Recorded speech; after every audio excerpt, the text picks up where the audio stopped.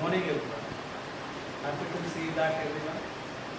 I am Mr. Rajnish Kumar, teaching science in Talapadmat International School. I came up with part 2 of the very first lesson of class 7. Okay. Already we started our discussion in part 1 that I gave you clear idea regarding the part 1, that is nutrition in plant. What is the definition of the nutrition? It means intake of nutrients, and how nutrients plays very important role, that you know that it plays very important role in regular functioning of our body. And type, if you come to the classification of the nutrition, there are two types of nutrition, that autotrophic nutrition and heterotrophic nutrition. As you know that plants are the best example that of autotrophic nutrition, and animals are the best examples of heterotrophic nutrition. And what are the types of autotrophic nutrition? Here, you see there are two types of autotrophic nutrition: photoautotrophic nutrition and chemoautotrophic nutrition. What is photoautotrophic nutrition?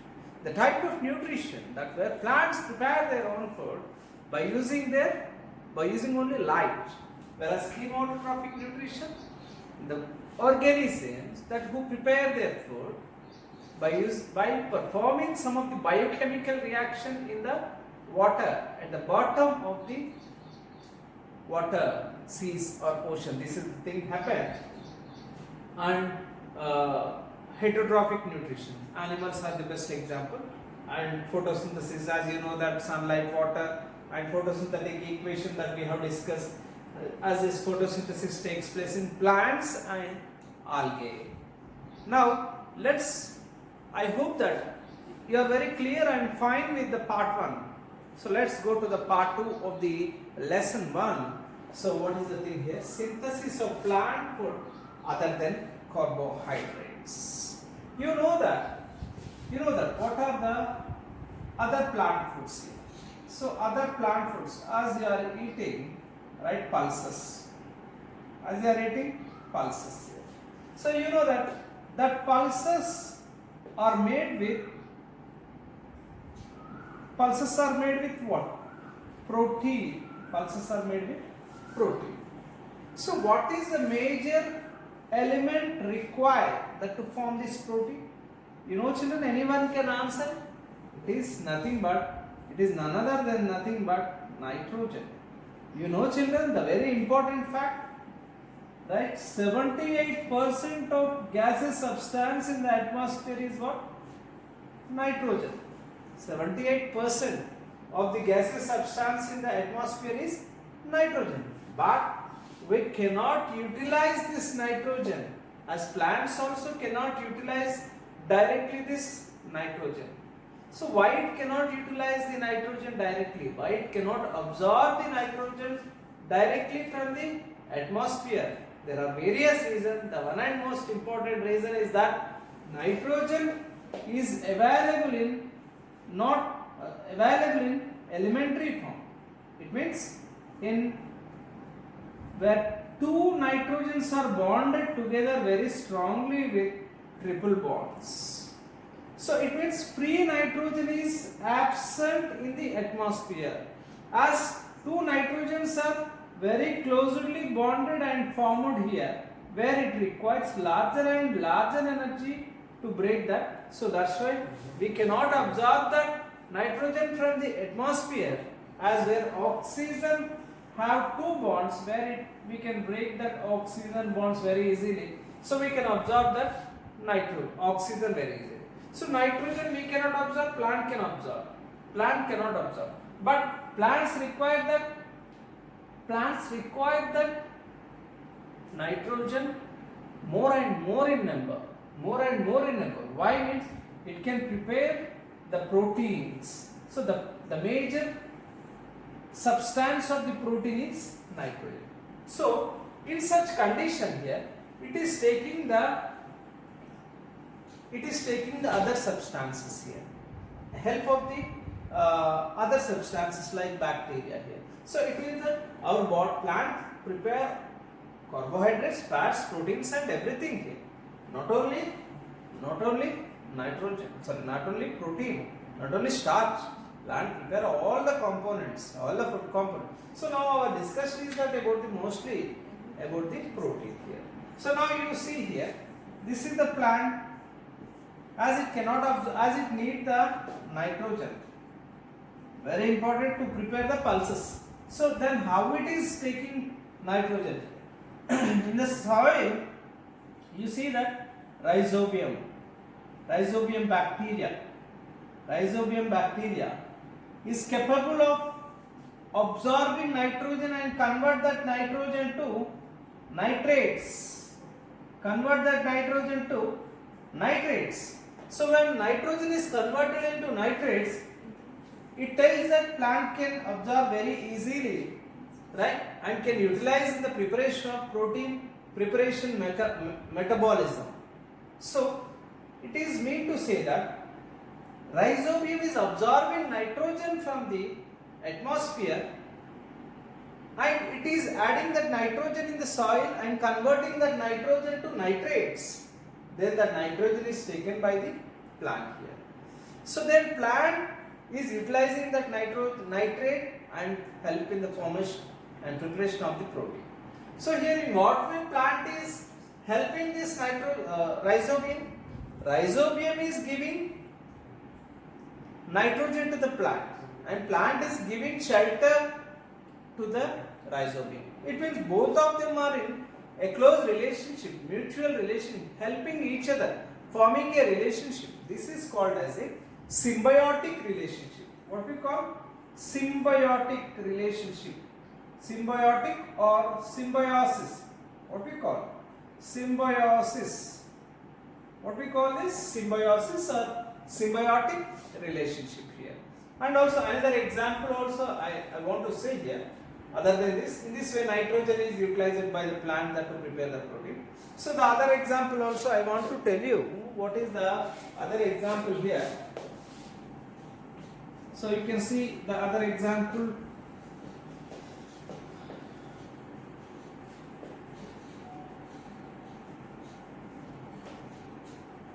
You know that, have you heard any time about the lichen? Have you heard about lichen? Lichen is a combination of two organisms. Combination of two organisms. That two organism, combination of two organisms where algae and fungi stay together. Algae and fungi stay together here. So here algae provides food and fungi gives shelter. It means both of them are in relationship. Both of them are in a relationship. It means, so what is the relationship? Relationship is nothing but traveling with helping each other. That is called as a relationship here. In this way, algae helping by photosynthesis it prepare food and helping fungi, and fungi is giving shelter. Both of them are living in relationship here. So this is called as symbiosis or symbiotic relationship. Lichen is formed by two organisms, that is algae and fungi here. Okay, so now let's understand about the concept of the other modes of nutrition in plants. What are the other modes of nutrition in plants here? Till now we have seen that autotrophic plants. Other modes of nutrients. What are the other modes of nutrition in plants here? Other modes of nutrition in plants here. So you know that what are the other modes of nutrition in plants? Now let's see that what are the other modes. You know that parasitic plant, parasitic nutrition. You should be very careful that these two concepts are very important. That parasitic nutrition and insectivorous plant. Insectivorous plants. Okay, let me detail about these other modes of nutrition here. Parasitic nutrition. Okay, parasite means who depend on other. I am a parasite of my parent. I am a parasite of my parent because I depend mostly on my parents. So who depend on other, who completely depend on other, that is called as the parasite. So here one of the best example you see here, amarbel. What is the name of the tree? What is the name of the plant? Amarbel. It is right. It is mostly bushy areas everywhere we can find here, but we did not identify that this is the amarbel. Okay. So why it converted into insect parasitic plant also I will tell you. So amarbel is also called as cascata. Amarbel is also called as cascata. Now let's understand that. So amarbel doesn't have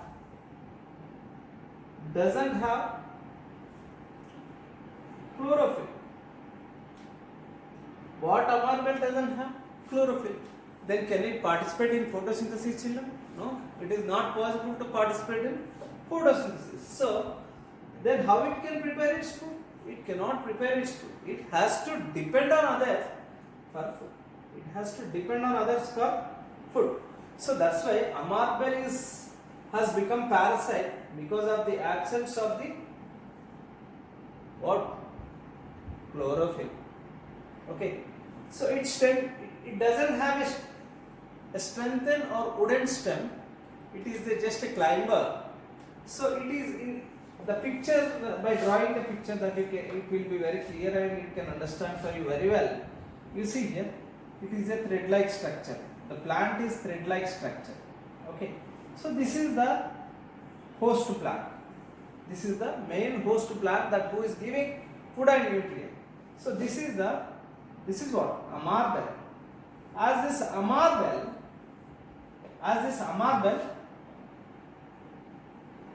is encircling this host plant with the help of some hair-like structure, it injects or it penetrates into the host plant to take water and nutrients.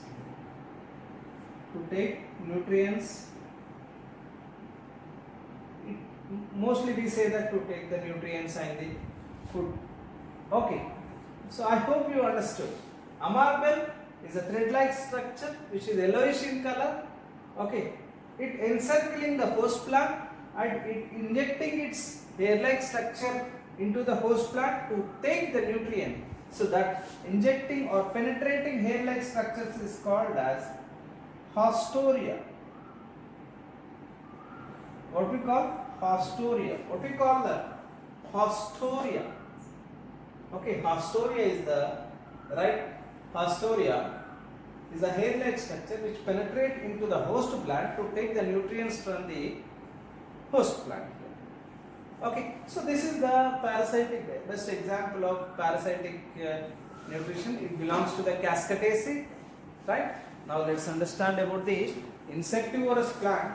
So what is insectivorous plant? That you are very familiar, that you will see this type of examples when you are traveling on a road, that you will see this type of plants very familiar. Why plants became insectivorous plant? All plants are not autotrophs. All plants are not autotrophs.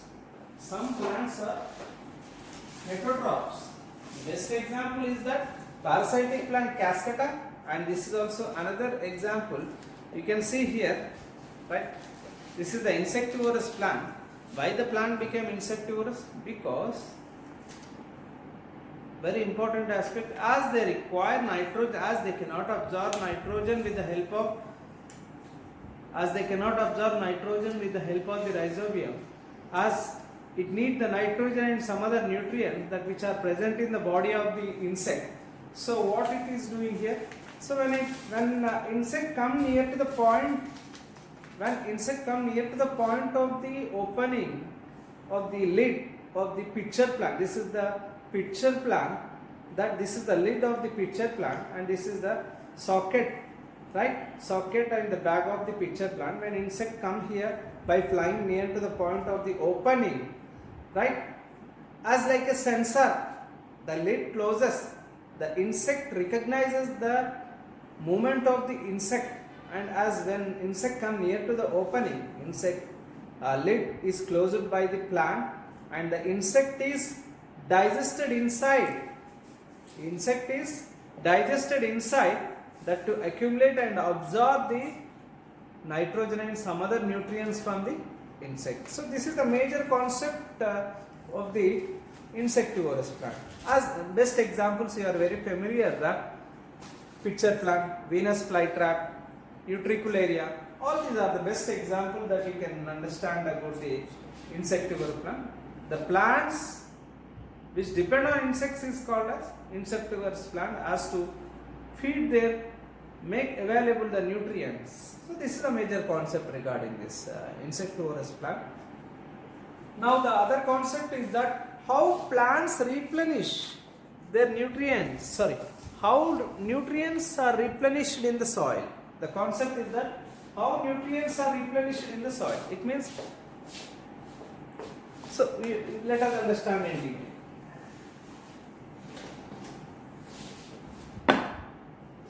Very, very important concept. How nutrients are replenished in soil. Why this question, children? Because as many plants are there in the atmosphere, soil, that they are taking nutrients from the soil. As the nutrient level decreases in the soil, nutrient, nitrogen or carbon or any source may be, right? As plants are absorbing, plants are taking more and more nutrients from the soil. The amount of nutrients are decreasing in the soil. Then soil will suffer from lack of nutrients. Then the next level of the plants cannot be grown. So to overcome this, what we have to do? So when plants are growing, the nutrients are taking a lot from the soil, then soil suffers a lot from the lack of nutrient. So again, what is the thing here? As in the form of manure, the nutrients are to be added into the soil. As in the form of manure, the nutrients are added in the soil. Okay, in the form of manure, nutrients are added in the soil that replenish the nutrients here. That replenish the nutrients in the soil. As again, when manure is added, bacteria will reproduce the nutrients that which are again required for the growth and development of the soil. In this way, that nutrients are replenished that to grow the plants. So in this is the where man is added manure and fertilizers. The other mode, naturally, when plant is dead, that is decomposed in the soil, and that decomposition of that animal or plant, nutrients are added in the soil. Again, that automatically the nutrients are taken up by the plant. So in this way, this happens naturally. When animal is dead, plant is dead, nutrients are added in the soil. Then that was taken naturally by the plant, and again the plant, whenever it is dead, the nutrients are, added in the soil, so that move here and there, that circulate, plant to soil, soil to plant to soil. So suppose one example I say, when cow eat the plant, when suppose that cow is dead, the nutrients in that cow is added in the soil. Again that nutrients is taken by the plant. Again that plant is eaten by our human being. When we are dead, the nutrients are added in the soil. So in this way, that this is the cyclic process, that where nutrients are cycled in such manner. Okay, so one topic, the last topic, that is saprophytic nutrition. Saprophytic nutrition. So saprophytic nutrition. So what is saprophytic nutrition? you know that you take one, you know that you are very familiar about the mushrooms. So where they grow, children? Mushrooms grow on dead and decomposing substances.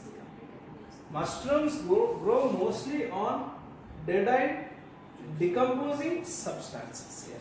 As we can also, mushroom is a part of the fungi.